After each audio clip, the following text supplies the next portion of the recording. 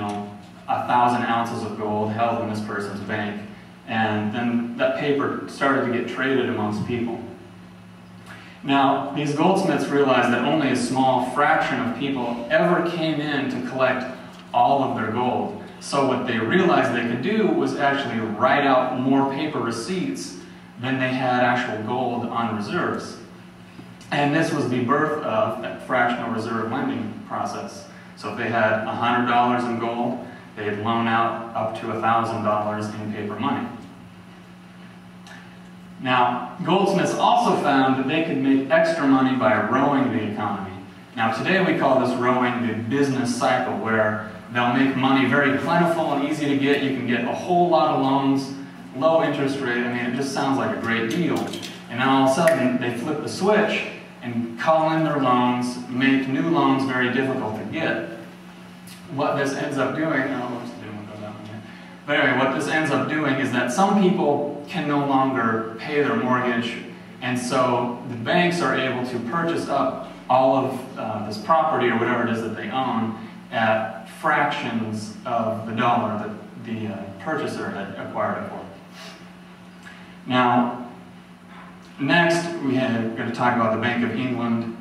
This is the mother of all centralized banks, and now every major industrialized nation in the world has a central bank which is modeled predominantly on the Bank of England, which was first created in 1964. It was after 50 years of war with both France and Holland, and they were basically, the Parliament really just was desperate for a solid, stable money system. And so they chartered the Bank of England, and they agreed to give politicians as much money as they wanted, so long as they secured the debt with taxation, direct taxation on the people. And so what happened? 4 years later, debt rose from 125 million pounds to 16 million pounds. That's quite an increase in debt in 4 years, but as a result, taxes increased, greater hardships for people, but central bank is a good thing, right? Now, kind of skipping along here to make sure we keep things in orderly, timely fashion.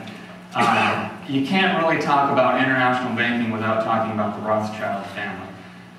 I had mentioned in a lecture once before that the Rothschilds, what they did, their actual name was Bauer, and Amschel Moses Bauer was a goldsmith, and he had a coin shop, and he would put a red shield above his door with a hexagram star in it, I believe a Roman eagle above the top of that.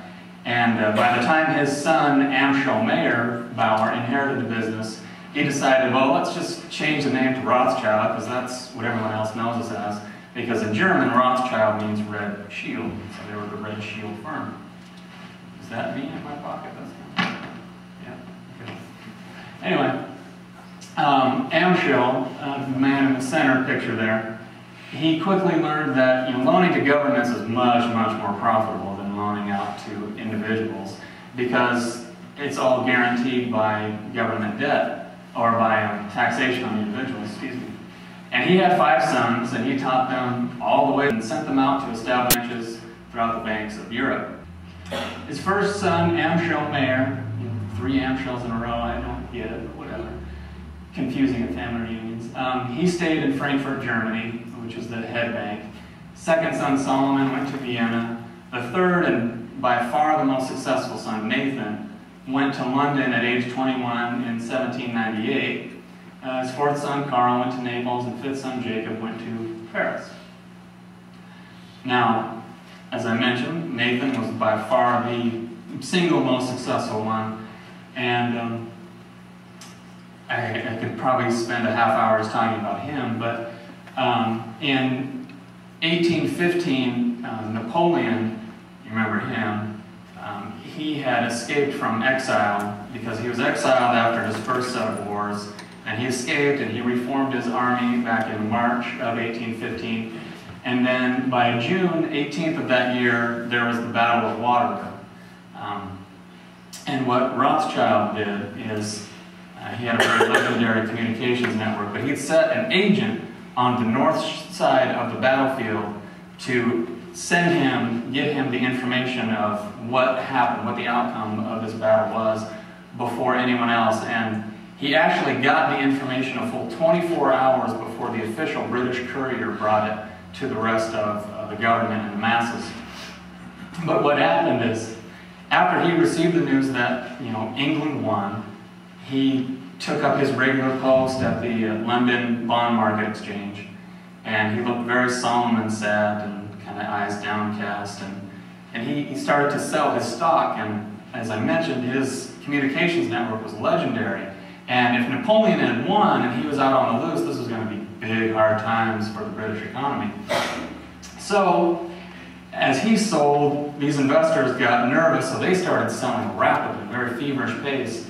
And then secretly, just some hours later, he started to buy up all of these shares again for just fractions of what they were worth hours before.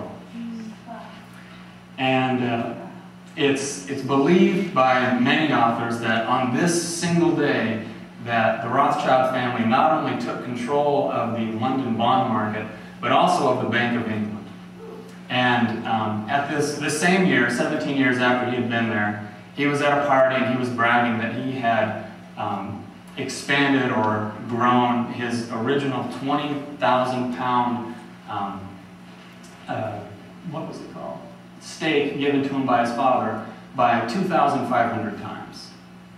So the dude knew what he was doing with money. He was pretty smart at it. So other little notes on the Rothschild family is that the last half of the 1800s became known as the Age of Rothschilds, and by 1900, at least one expert estimates that they owned 50% of the world's wealth. All the wealth in the world, 50% of it they owned personally. They worked within family network. I mean, they were a very tight-knit community. And a 19th century French commentator said, "There's but one power in Europe, and that is Rothschild." So it's a very influential, powerful banking family. A note about Waterloo is that after this war, it was very common for bankers to finance both sides of the war. You have, like I had mentioned last week, that World War I and II, the opposite sides were funded by like Wall Street, and I could get into how it was also financed by the Bank of England, Federal Reserve. Not going to so much today, but basically banks would fund both sides because these loans were predicated on the victor honoring the debt of the vanquished. So if the United States defeats Iraq, the United States will pay off the debt that Iraq accrued while trying to defeat the United States. And war is the single greatest debt generator of them all. And so it's big business, and they can't avoid getting into it. So now that's about the same time period, obviously a little bit before Waterloo in 1815 was the American Revolutionary War, which is the latter part of the 1700s. But they had a system that was called colonial scrip. They had a completely fiat, meaning it wasn't backed by anything, paper money currency. And the colonies were very, very prosperous, and Benjamin Franklin was a liaison or delegate, if you will, from the colonies to England for about 2 years. And he was asked, how is it that the colonies are so prosperous and successful? He said, well, that is simple. In the colonies, we issue our own money. It is called colonial scrip. We issue it in proper proportion to the demands of trade and industry to make the products pass easily from the producers to the consumers.